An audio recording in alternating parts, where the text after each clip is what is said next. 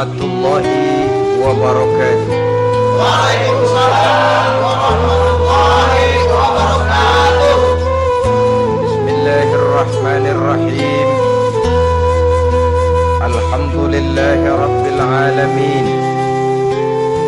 Wassalatu wassalamu ala ashrafil mursalin, imamil muttaqin, sayyidil ghurril muhajjalin, wa ala alihi wa ashabihil mujahidin at-tahirin, amma ba'du. Saudara-saudara kaum muslimin rahimakumullah. Satu hari ketika seorang ulama besar bernama Al-Imam Al-Faqih Abu Lais tengah berjalan-jalan di dekat kota Basrah, berkelumpulah sekelompok orang di dekat beliau. Mereka datang mengajukan satu pertanyaan. Imam, kami ingin bertanya. Di dalam Al-Quran itu Allah Subhanahu wa ta'ala menjelaskan, Ud'uni astajib lakum. Berdoalah kepadaku, aku akan jawab doamu. Mintalah kepadaku, aku kabulkan permintaanmu. Itu dan begitu janji Allah di dalam Al-Quran. Kami, kata orang-orang tadi, sudah lama berdoa kepada Allah. Tapi kenapa sampai sekarang doa kami ini belum dikabulkan? Katanya, Ud'uni astajib lakum. Kalau kamu berdoa, aku jawab, aku penuhi, aku kabulkan doamu. Itu janji Allah. Kami sudah lama berdoa, pagi, sore, siang, malam. Nyatanya sampai sekarang doa kami belum dikabulkan. Ini bagaimana? Apa ayat Quran salah? Apa Tuhan lagi lempengan gak denger?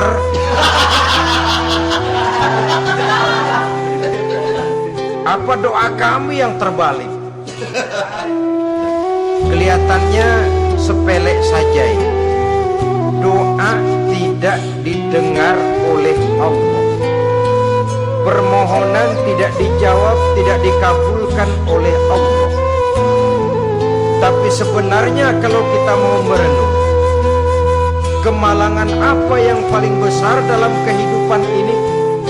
Selain daripada kalau permohonan dan doa kita sudah tidak dihiraukan oleh Allah, artinya hidup sudah tidak diopeni oleh Allah. Jangankan Allah, saudara-saudara, kita nggak diopeni sama mertua saja bingung. Ini mertua diem aja, kalau saya salah apa salahnya, kalau ada yang dikepengenin apa kepengenannya, boyak ngomong kenapa diem begitu. Ini tidak diopeni oleh Allah. Kemalangan apa yang lebih malang selain daripada kalau doa sudah tidak didengar oleh Allah? Itu sudah kemalangan yang paling malang, lebih malang dari kota Malang, saya kira.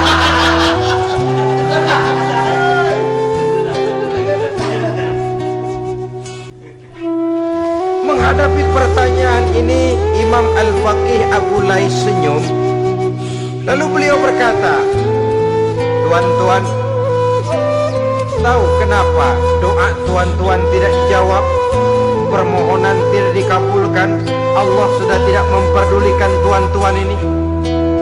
Kami tidak tahu, Imam, maka kami bertanya. Begini, hati tuan-tuan itu mati. Dari hati yang mati, channel tidak nyambung kepada Allah. Dari channel yang putus tidak ada getaran strom, bagaimana akan timbul gejala? Hatimu mati, jadi pantas kalau doa tidak dikabulkan, permohonan tidak dipenuhi, doa tidak terjawab, hatimu mati. Saudara-saudara kaum muslimin, dari hati yang mati ini getaran tidak akan sampai ke hadratullah azza wa jalla. Nah, ini juga satu penyakit yang kita sangat khawatirkan, yaitu apabila hati kita sudah mati selagi jasad masih hidup. Artinya, jadilah kita bangkai berjalan di hadapan Allah Subhanahu wa ta'ala. Sementara kita sangat disibukkan dengan menggali berbagai macam jenis obat penangkal penyakit zahir, dan kita kurang perhatian untuk mencari obat penangkal penyakit batin yang kalau diserang penyakitnya menghancurkan kehidupan abadi di akhirat nanti. Perkembangan ilmu kedokteran nyata benar diikuti dengan perkembangan jenis-jenis penyakit. Makin maju ilmu kedokteran, makin modern penyakit. Ngerti juga rupanya itu penyakit. Dulu kita tidak kenal yang namanya AIDS, kita tidak tahu yang namanya liver, kita tidak kenal yang namanya stres. Paling yang banyak cika, masuk angin, dan sebagainya. Tapi baiklah, penyakit-penyakit batin yang menyebabkan hati menjadi mati, dan dari hati yang mati doa tidak naik, tidak didengarkan oleh Allah Subhanahu wa ta'ala. Nah, kata orang-orang tadi, yang menyebabkan hati kami mati ini apa, Imam? Beliau menjawab, pertama, araftumullaha wa lam tu'tuhu haqqah. Yang menyebabkan hatimu jadi mati, pertama, kamu kenal benar kepada Allah, tapi haknya untuk disembah, kewajibanmu untuk menyembah, tidak pernah kamu laksanakan. Bagaimana Allah tidak akan jauh dari kita kalau kita tidak akan mengadakan pendekatan kepadanya? Dan pendekatan kepada Allah hanya bisa kita tempuh melalui jalur kegiatan ritual ibadah.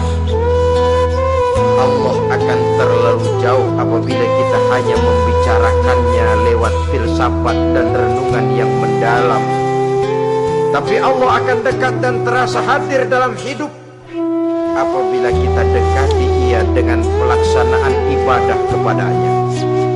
Kamu kenal Allah, tapi hakmu untuk menyembah, kewajibanmu untuk menyembah, haknya untuk disembah, tidak pernah kamu laksanakan.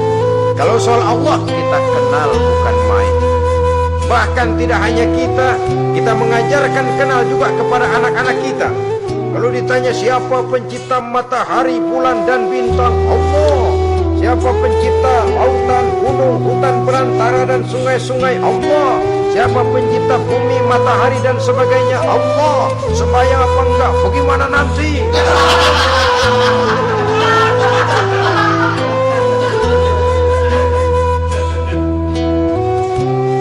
Tanpa pendekatan, Allah akan jauh. Apabila Allah jauh, maka doa tidak akan didengarkan olehnya.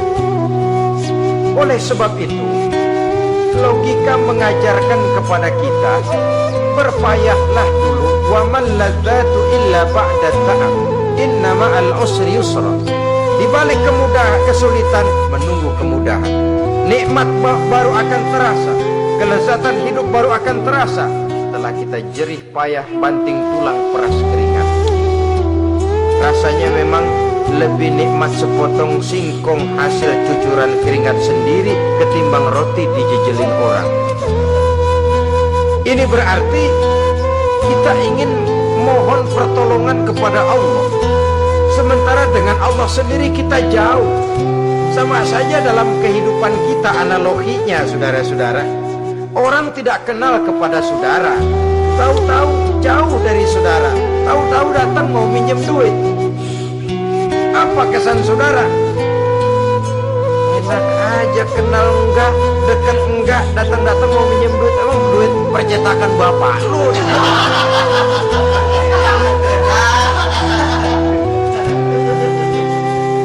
Sedangkan yang kita kenal, sedangkan yang kita bertemu tiap hari, Sedangkan yang sering datang ke tempat kita, kalau satu saat dia pinjam duit, toh kita kadang-kadang masih mikir. Apalagi datang gak pernah, berkunjung gak pernah, ngobrol gak pernah. Apalagi kenal juga gak pernah, datang-datang mau minta. Macam apa? Datang nemuin Tuhan setahun 2 kali, Idul Fitri, doa Idul Adha.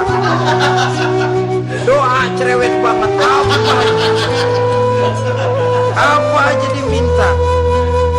Saudara hadirin, bagaimana doa akan kabul, permohonan akan dijawab jikalau kita jauh dari Allah, kita kenal Allah, haknya untuk disembah, kewajibannya untuk menyembah tidak pernah kita laksanakan. Itu yang menyebabkan hati kita lalu menjadi mati. Padahal mengenal Allah, setelah mengenalnya, mengadakan pendekatan kepadanya melalui ritual ibadah yang dicontohkan oleh Rasulullah Sallallahu Alaihi Wasallam. Ini hal pertama yang menyebabkan hati jadi mati. Kamu terlalu kenal Allah tapi tidak pernah menyembah kepadanya.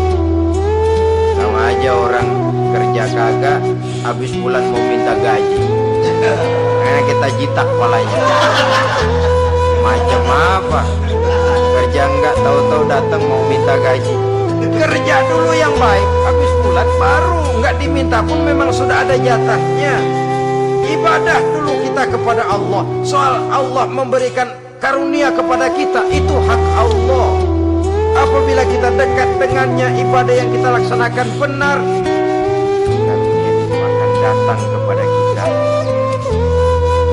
Saudara-saudara, yang kedua yang menyebabkan hati jadi mati, qara'tumul Qur'an walam ta'malu bih. Kamu baca Al-Quran tapi ajarannya tidak pernah kamu amalkan. Kamu baca Quran tapi isinya kamu injak-injak. Sehingga ada peringatan dari Rasul Sallallahu Alaihi Wasallam.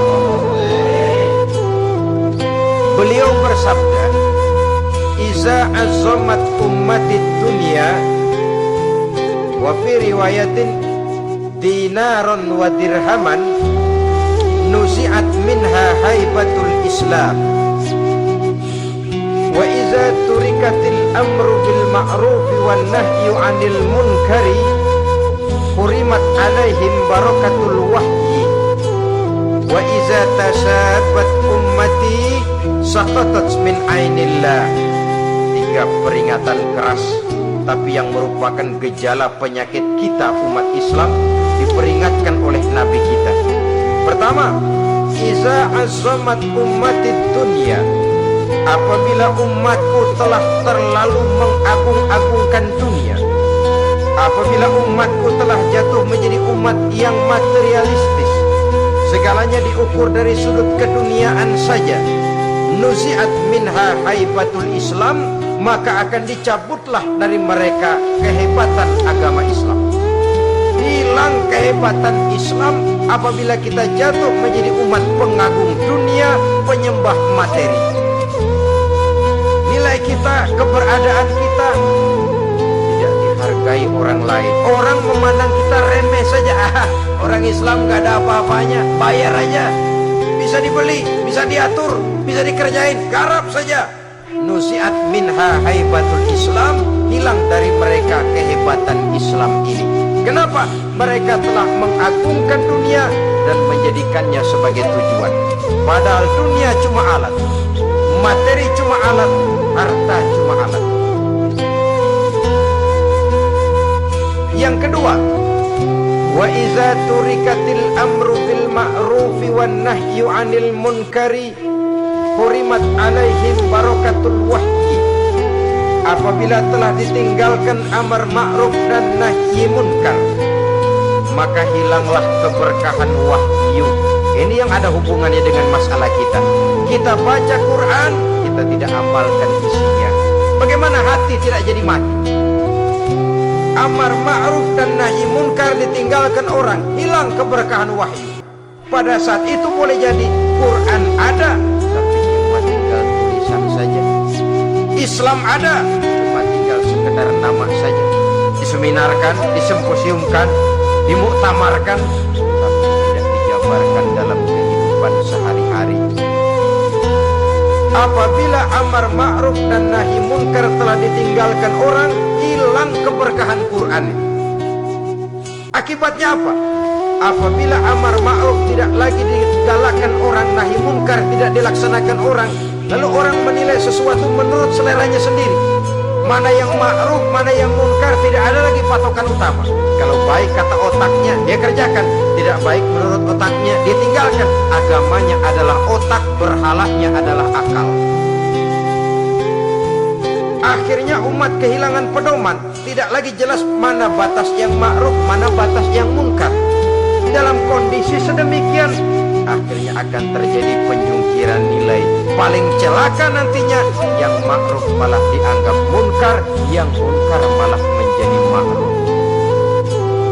Peringatan ketiga dari Nabi, wa iza tasabat ummati saqatat min ainillah. Apabila umatku sudah saling berbantahan, apabila umatku sudah saling caci memaki, saqatat min ainillah, jatuhlah mereka dalam pandangan Allah Subhanahu wa ta'ala. Hilang wibawa umat yang sudah saling mencaci maki, saling menjatuhkan, saling gasak, gesek, gosok. Justru agama menganjurkan kita ini saling asah, asih, asuh. Kadang yang kita praktekkan, kita ini saling gasak. Yang kedua, saling gesek. Yang ketiga, saling gosok. Gasak, gesek, gosok, kacau kita ini. Saling gasak, menjegal kawan seiring, menggunting dalam lipatan. Saling gosok, fitnah sana, fitnah sini. Saling gesek, sikut kiri, sikut kanan. Tidak peduli orang lain luka dan sebagainya. Yang penting dia bisa nangkring.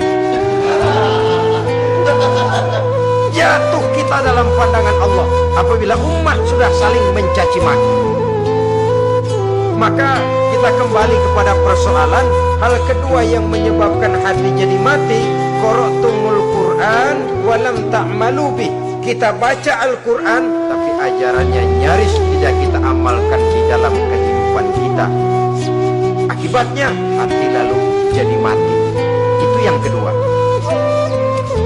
Yang ketiga yang menyebabkan hati jadi mati dan doa tidak terjawab, itta'aitum annakum min ummati Muhammadin sallallahu alaihi wasallam wa lam ta'malu bi sunnatihi. Kamu mengaku, kamu memproklamirkan diri sebagai umatnya Nabi Muhammad, tapi sunnahnya tidak pernah kamu amalkan. Malahan perkembangan paling akhir bukan saja tidak mau mengamalkan sunnah, malah mengingkari sunnah. Inna lillahi wa inna ilaihi raji'un. Oh, Nabi Muhammad itu manusia biasa seperti kita. Sebagai manusia dia bisa salah. Dan ternyata hadis banyak yang palsu. Yang otentik cuma Quran, selebihnya adalah sejarah. Tidak ada itu sunnah, langsung saja kepada Quran. Oh, hadis itu bukan sumber hukum. Oh, tidak perlu mengamalkan sunnah. Saudara-saudara kaum muslimin, mengaku kita umat Nabi, tapi sunnahnya kita campakkan, tidak kita amalkan. Setelah tidak kita amalkan, kita campakkan. Setelah kita campakkan, kita ingkari pula. Inna lillahi wa inna ilaihi raji'un. Bagaimana hati tidak jadi mati? Kalau siang malam kita memproklamirkan diri sebagai umat Nabi Muhammad, sementara sunnahnya kita campakkan, kita abaikan dan kita ingkari sunnah itu. Padahal jikalau sekarang kita mengenal Islam, jikalau kita sekarang ngerti halal haram, tahu hak batil, bisa memilah dan memilih antara yang ma'ruf dengan yang munkar, itu utamanya adalah karena jasa Nabi Muhammad SAW, yang dari generasi ke generasi dilanjutkan oleh para sahabat, oleh tabi'in, oleh tabi'it tabi'in, terus oleh para ulama-ulama sampai kepada kita sekarang ini. Walaupun beliau hanya berfungsi sebagai penyampai, tapi kepribadiannya dijadikan model oleh Allah Subhanahu wa taala di dalam kita melaksanakan kehidupan beragama. Bahwa beliau manusia seperti kita, memang dalam arti unsur biologisnya ya manusia, punya darah, punya daging, punya hati, punya perasaan, bisa sedih, bisa gembira. Tetapi beliau itu termasuk basyarun la kal basyar, manusia yang tidak seperti manusia pada umumnya, punya spesifik. Dan itu wajar sebagai seorang Rasul pilihan Allah, apalagi merupakan Rasul pilihan dari sekian puluh pilihan.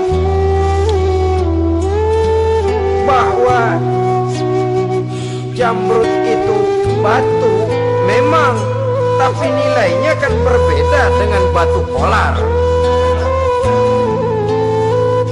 Satu truk batu polar dengan barangkali segenggam batu jamrud, nilainya tentu jauh lebih mahal batu jamrud. Kalau soal batunya, sama batunya, tapi nilainya berbeda karena esensinya berbeda. Kita manusia, Nabi Muhammad juga manusia, sama manusianya memang, tapi kualitasnya, nilainya tentu jauh panggang daripada api. Itu sebabnya Allah menjadikan beliau sebagai model. Laqad kana lakum fi rasulillahi uswatun hasanah.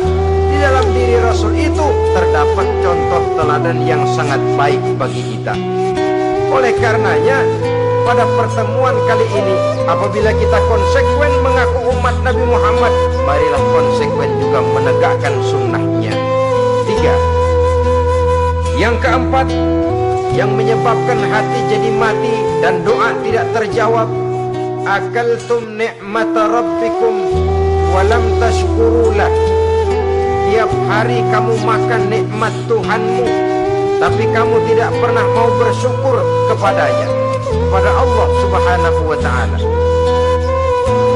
Nikmat Tuhan kita doyan banget, tidak pernah sehari dan sesaat pun terlepas diri dan hidup ini dari nikmat-nikmat yang diberikan Allah.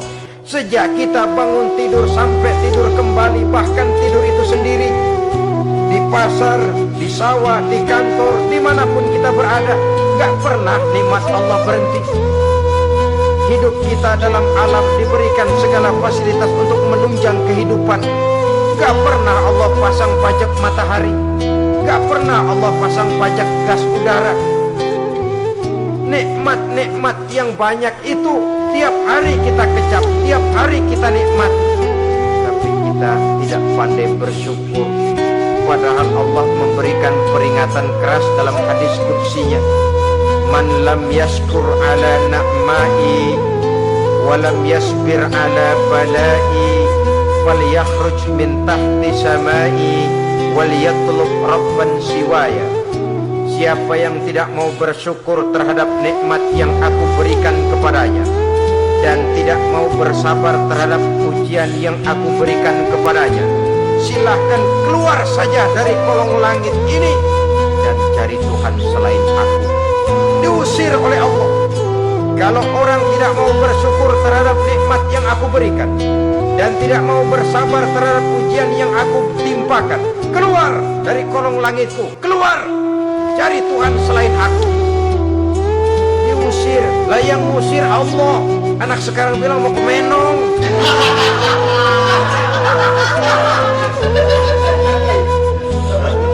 Kalau diusir kita dari Jakarta, masih bisa pindah ke Bandung. Diusir kita dari Bandung, bisa pindah ke Jogja, Solo. Diusir kita dari Indonesia, bisa pindah ke Singapura, Malaysia. Diusir dari kolong langit, mau cari langit mana lagi? Kalau kau tidak mau mensyukuri nikmat, tidak sabar terhadap ujian yang aku berikan kepadamu, keluar saja, keluar dari kolong langitku ini, cari Tuhan selain aku. Istilah kita sama Tuhan jengkel banget itu. Nikmatku, yang nikmat yang aku berikan kau makan, tapi kepadaku engkau tidak pernah mau bersyukur. Saudara-saudara kaum muslimin rahimakumullah, wajar. Kita dulunya tidak ada, sekarang ada. Nikmat. Susunan biologis manusiawi kita demikian cantik. Nikmat. Tinggal di bumi, fasilitas yang kita perlukan disediakan, tinggal kita kemampuan kita mengelolanya. Nikmat. Diberikan kita otak yang membedakan kita dengan binatang. Nikmat. Diberikan kita agama, diutus para rasul untuk jadi model dalam kehidupan kita. Nikmat. Kalau cara kita emang kurang apa sih? Apa yang kurang, hai manusia? Engkau tidak ada, aku adakan. Kalau aku perintahkan kau tinggal di bulan, mungkin kau tidak akan sanggup hidup. Begitu lahir juga kelepok-kelepok habis. Ya nggak ada HO2 toh di bulan. Mau ngisap apa? Aku tinggalkan kau, aku perintahkan tinggal di permukaan bumi. Alamnya indah, fasilitas serba menunjang. Nikmati semuanya, semuanya untuk kamu, semuanya. Satu, mintaku, syukuri nikmat yang aku berikan kepadamu. Ya bukan cuma syukur dalam ucapan, syukur dalam perbuatan. Banyak nikmat yang diterima, makin banyak dia sujud, makin banyak dia ruku, makin banyak dia mengadakan pendekatan kepada Allah. Syukur dalam artian berupa tindakan dan perbuatan, mempergunakan nikmat sesuai dengan kehendak yang memberikan nikmat itu sendiri kepada kita. Saudara-saudara kaum muslimin rahimakumullah, ini penyakit yang keempat. Kamu makan nikmat Tuhanmu, tapi kamu tidak pernah pandai bersyukur kepadanya, mensyukuri nikmat yang diberikan tadi. Bagaimana hati tidak jadi mati? Kita sibuk mempersolek jasmani, mencari obat penangkal penyakit zahir. Maka yang ramai di zaman sekarang, saudara lihat, salon, fitness, senam, macam-macam jenis. Tidak ada salahnya dan tidak ada jeleknya. Tapi kalau itu sampai melupakan kita kepada memperindah batin, memperbaiki jiwa, artinya bukankah kita perlahan tapi mempersiapkan diri menjadi bangkai berjalan di hadapan Allah? Dengan operasi plastik, yang pesek jadi mancung, yang sipit jadi belok, kulit keriput jadi kencang, pipi terlalu cekung bisa diatur. Saudara-saudara, tapi kalau hati yang rusak, jiwa yang rusak, kemana lagi kita akan berobat kalau bukan kepada agama? Maka hati itu jadi mati apabila kita selalu memakan nikmat Allah dan tidak pandai mensyukuri nikmat itu. Dari hati yang mati tidak akan ada getarannya. Oleh sebab itu doa tidak terjawab.